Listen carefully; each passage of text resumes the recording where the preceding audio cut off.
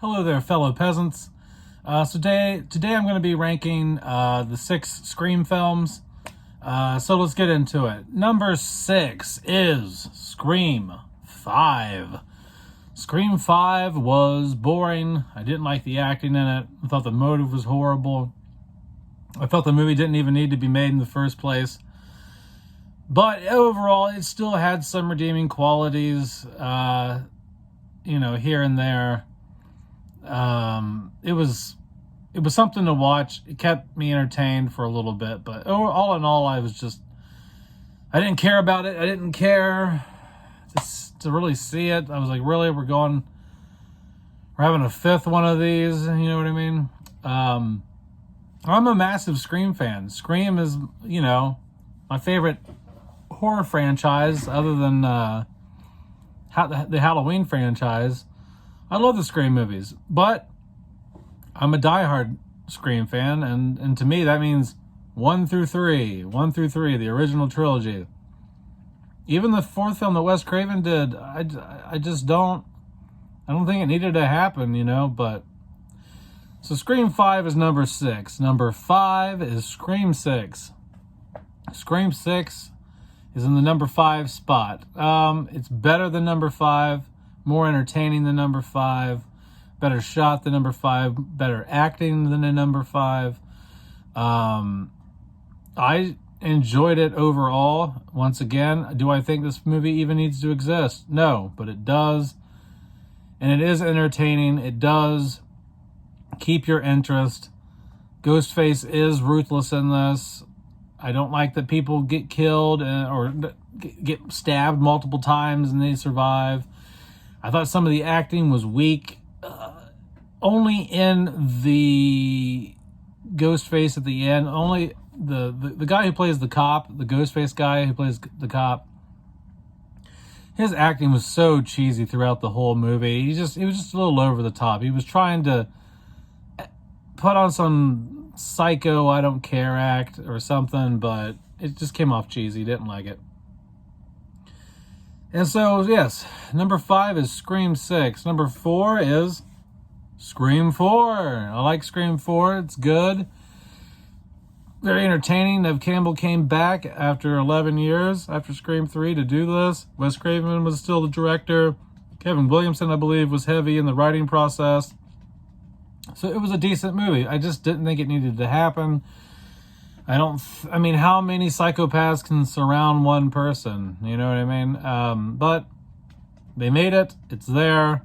It's not a horrible movie. It does have some good kills. The gore is amped up a little bit in it. And the acting's really good in Scream 4. But all in all, it's so-so.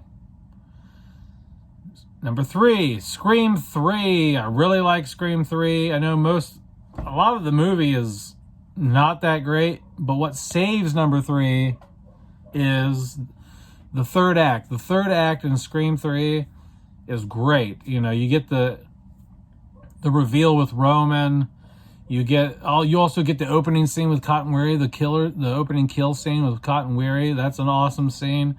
And so number 3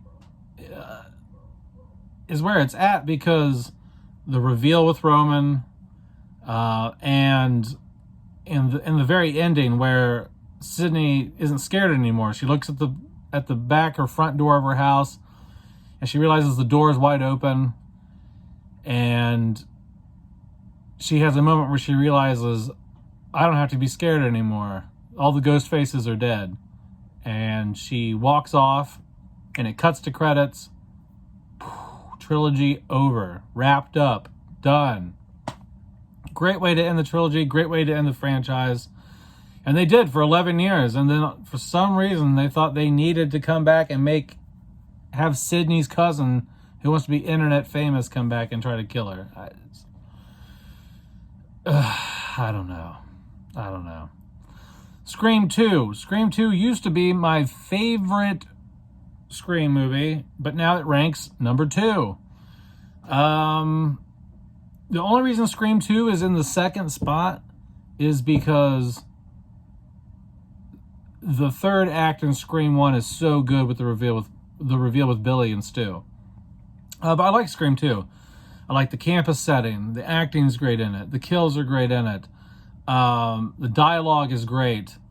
There's just a lot of good stuff going on. You know what I mean? Like the killer reveal with Billy's mom and Mickey. You got the main cast still in there. You have the dialogue with Randy, him talking about the rules of sequels and joking around about how sequels suck and they're inferior films, and it's still very meta, still very 90s, has that 90s edge still. And you know, I just really like it. It's good. It's cool, man. It's a hip movie, and the only reason it's not number one is because the end scene, the killer reveal in Scream 1 is just so good. And obviously, Scream, the original, is my favorite Scream movie.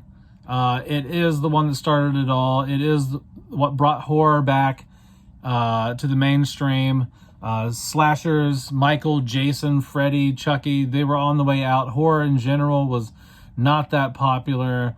It was a dying genre, really. And Scream brought it back to the masses. And they did something really smart in this. You know, they killed off who they marketed as the main star. Like Drew Barrymore was like marketed as like a major player in this film, and they killed her off in the first 15 minutes. And that alone, like the balls to do that right there is awesome. It's, you know, and then you have all the meta commentary. The movie asks questions, you know, do movies make psychopaths, or psychopaths just inspired by horror movies, or you know, nature versus nurture, or whatever, you know. And then you have the final reveal scene, you know, where they give their motive, and their, you know, the showdown in the kitchen with Billy and Stu stabbing each other and trying to make it look like they're not the killers, and all that. And so I mean, those things are what really puts this over the edge to me, over Scream 2. But Scream 2 is a damn good sequel, and it's almost neck and neck with the first film, in my opinion. But yeah, guys, that's it. I did have one side note, separate from the ranking. I did want to say, I watched Scream 6 last night, and I did not miss Neve Campbell. I not once thought, where the hell is Sydney at? I didn't really care. I think Sydney has, her story's over. I mean, you just heard me say, Sydney's story ended in Scream 3, in my opinion. Wrapped up, done.